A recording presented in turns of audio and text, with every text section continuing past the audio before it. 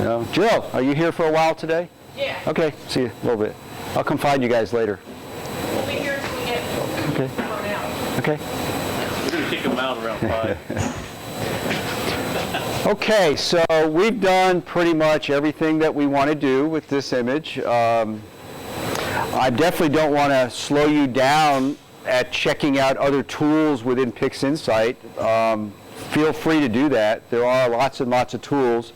There's lots of other scripts that you can use on an image. Under utilities is where most of the enhancement ones are, but there's a whole bunch of them here. And most all of them are explained on the PixInsight forum. You want to learn about the narrowband combination script, go to their forum, do a search on narrowband combination. You'll see, a whole bunch of threads about it. There's some really cool stuff and some really complicated stuff. But you got to remember this. It's not only for the beginner, but for the expert. And what we just went through is sort of just a basic workflow of putting an image together. So I think we're at the point where this looks pretty darn good. So if you remember, if you look down here, this is a big image. I mean, it's not big by modern standards when it comes to big chips, but it's 3,000 by 2,400 pixels. And I may want to make this a little bit smaller before I put it out there as a JPEG for everybody. You could save it full resolution, but if you want to resample your image, make it smaller. What I typically do, and I do this on most all my images, is I always make a copy and I work on the copy versus my finished product here. So the way you make a copy is up here. There's a little plus sign with a couple, looks like folders. Click on that and it makes a copy of your image. There's an easier way. Well, there's several ways to do it. You can just drag the... Yeah. You can do it another way. You can just drag this out to the desktop here, and it makes an image. I can make as many as I want just by dragging that out to the desktop. It's a pretty neat way of doing it. So I'm going to work on a copy, which is called a clone, is their naming convention. I'm just going to minimize just to get it out of the way.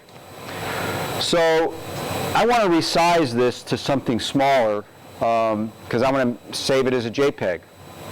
So under the Process Explorer, there is a tool called Resample.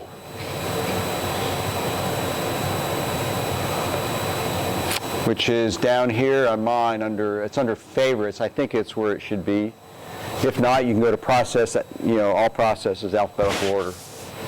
Click on Resample, or double click it. All right. And like a lot of the tools, you have to tell it what image you're going to work on. So I'm going to come down here and I'm going to select this image called NB RGB combination _ clone, because that's the name of this image. I'm going to go find it, and it's right there. And I'm going to stick that in there, and it's going to tell me some stuff about the image within the windows. Okay? It's going to tell me how big it is. I'm at 100% resolution.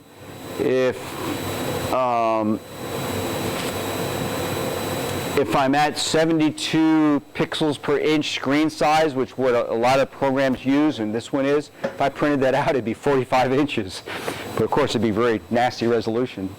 But so say I want to resize this. This is the tool you use. Underneath the image size window, there's a interpolation window, which defaults to auto, and I normally leave it there. If you want to play around with some of the different algorithms to resample images, you can, but auto works perfectly fine for what I typically do. I don't change any of this stuff here. Under resolution, that's where if you wanted to change the resolution from 72 pixels per inch to say somebody wanted to publish this in a magazine and they wanted it at 240 pixels per inch. This is where you could do that. You just type in that in there in both boxes. And if you notice, when I did that, look at the size. Now it went to 13 by 10 inches. So that's where you would do that. Under process mode, it gives you a couple options. I normally just leave the default in there. Relative resize works perfectly fine. So, you know, there's some standard sizes out there. Years ago, when we all had tiny little CRT monitors, you know, there was a standard size 800 by 600 pixels or something. Now, there's, of course, much larger screens. But say I want to knock this down by 50%. All I got to do is go in here and select the percentage. I want it at 50%. And boom, it changes my pixel size to 1600 by 1200. And that's a pretty reasonable size that can fit at full resolution on a lot of monitors these days. So to apply that, all you do, once you have that in there, if that's what you want, or say I want to have a specific size. Say I don't want 1632. I want it right at 1600 pixels by, if you click on the box below it, it'll auto set that to keep the aspect ratio correct. 1600 by 1100. You can put any size you want. Say I want it. You're familiar with 800 by 600?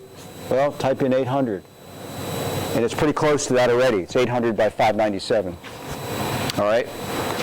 So, put in the size you want. I'm going to use 1600 pixels. And I'm going to hit the apply button, or I drag the triangle over to the image. And all of a sudden it's going to go, whoop, got small. Look at that. However, it's only because of the zoom factor I've got. If I go up here, these are my zoom buttons. This is the default 1:1 zoom, default 1:2, and 2:1. So if I click, that's really the size of that image on my screen. It's a pretty good size. All right. Whoops. So that's how you resize an image. So if I want to output this as a JPEG, I come up here to File, Save As, and now I call it something. John's image, or whatever I want to call it. Okay. I tell it where I want to put it, and it's going to be different on Windows versus Mac on what you actually see here. But in this case, maybe I don't want it in that folder. I want to create a folder of just my images, my JPEGs. So I'm going to put a subfolder in here. However you want to do it, wherever you want to stick it, you have to make this choice. Put it on your desktop if you want. And down here at the bottom, it gives you an option to change the format of the file, the extension of the file. We've been using XISF for a while, which has been PixInsight format, but I want JPEG because I'm going to put this out on the web. Okay, and if I hit save, it's going to come up with a couple options. What type of quality do you want? Have you seen this before in Photoshop and stuff? You know, it's the same type of thing. Well, I have mine defaulted to 100% because I don't want it compressing my stuff any more than it has to. I always have optimized coding checked, and I always have ICC profile because your color profile on your monitor may be different than my color profile. And when you open up my image, if it's color aware, it's going to adjust that instantly to make it look right on your image too. I mean, on your monitor. So have that checked, and then I just hit OK. And it creates a JPEG image. And if I go, let's see, if I want to go find that image, oh, here in my case, this is kind of like Windows, where you go down to the Windows icon on a Mac. It just shows up here as the latest file I created. I want to look at my image, there it is, my JPEG. Well, say I really want to do something else. Say I want everybody to know this is my image. I want to put my name on this, okay? And I want to say, so no one steals it, I want it to say copyright so-and-so. You can do that right within PixInsight here under the Process Explorer, and it's kind of hidden. It's under Painting and Annotation. Okay? So I've got one that's sort of pre-made already on mine, but you can type whatever you want into the text here. And you can adjust the font and the color or what you want, so forth. And what you do is you go down on your image and you have the crosshair as your mouse now, and you just click on your image and it puts that window in here, and you can drag it around to wherever you want it. In this case, it looks like I've got gray, but I don't like gray. Maybe I want a different color so it shows up well. Maybe I want it to be that color. I don't know. Lots of choices here. No, green doesn't work good. White works pretty good.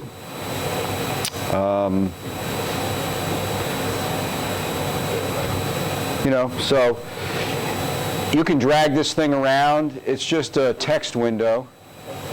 If you get it to where you like, where you want it, you hit the apply button and boom. Now that's actually written to your image now, okay? And if you save it as a JPEG now, it'll save all that out to it.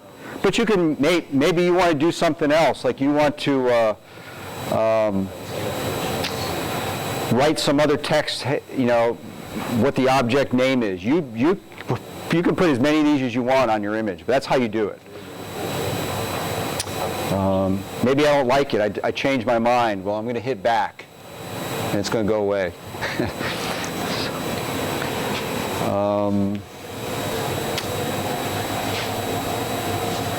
Oh, there is a cool feature, and I included it, I believe, in the root directory. Open up the image that is called Annotated. It should be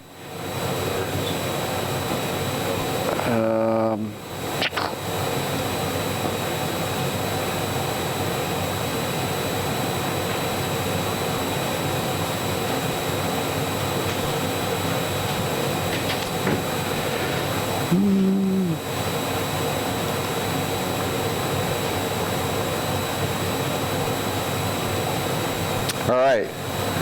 That's pretty cool. It's under the root directory. Under that root directory I gave you, the root directory, and then under working, there's a couple images. I gave you my processed one and one that says annotated.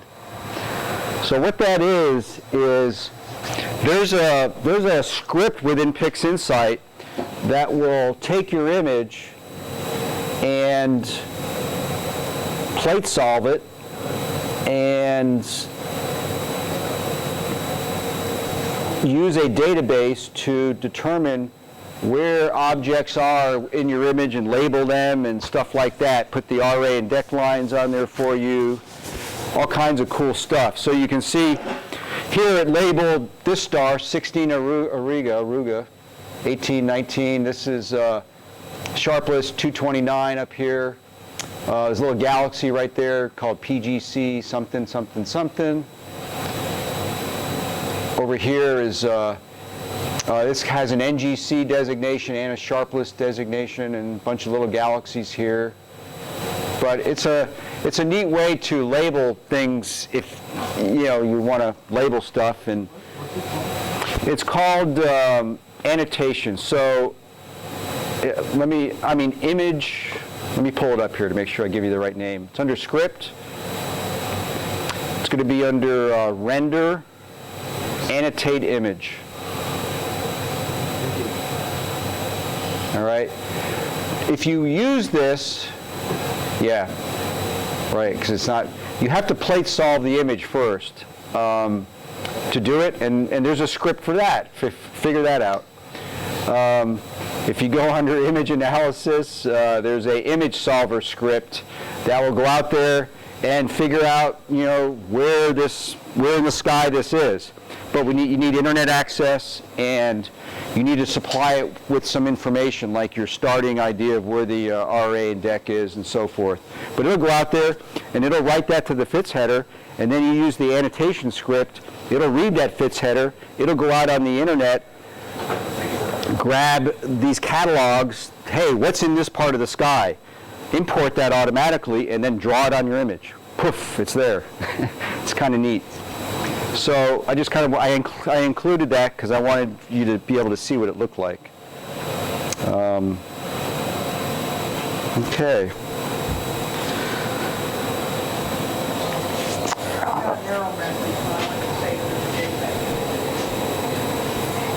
You got an error message. What did it tell you? I think I'll do it again. Try it. Richard's got his eyeball right on your screen. All right, so it's 11:30. We're just about done. We've got to the point where we saved it out as a JPEG. You could change the size again. My recommendation on saving it as a JPEG, resize it first. Save it out. Don't try to have it auto rescale the image. Just do that resample to whatever size you want. If you wanted 800 by 600, change it, resample it again to 800 by 600, then save it as a JPEG. Programs like Photoshop will resize it. You just say, I'm going to save this as a JPEG, I want it this size, and it just does it. PixInsight doesn't do that quite so well, from what I can tell. But it works perfect if you just resize it and resample it beforehand. So, anyways, I figured this would leave us a little time at the end if you guys had any questions. If you're stuck on something. What's a good way to find out how to dither? What's a good way to find out how to dither? Well, that's the imaging portion. That's dithering. Have you done a search on Google? It talks about dithering. I've looked into it a little bit. Maybe I have to go out and find this out myself for my particular equipment. Yeah. What are you using to capture your images? The same camera you have. No, I mean, what software is doing it for you? SGP. SGP? Yeah, I'm not familiar with SGP, so I don't know. I am familiar where dithering is in the SkyX, how you do it there through the camera add-on, but I don't know, maybe someone in here uses SGP and knows the answer to that. I don't.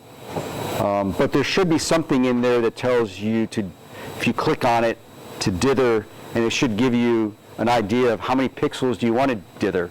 3 or 4, one way or the other way, or I use CCD Autopilot as my automation, and I can tell it I want to dither my images by this much, and it just talks to them out and does it.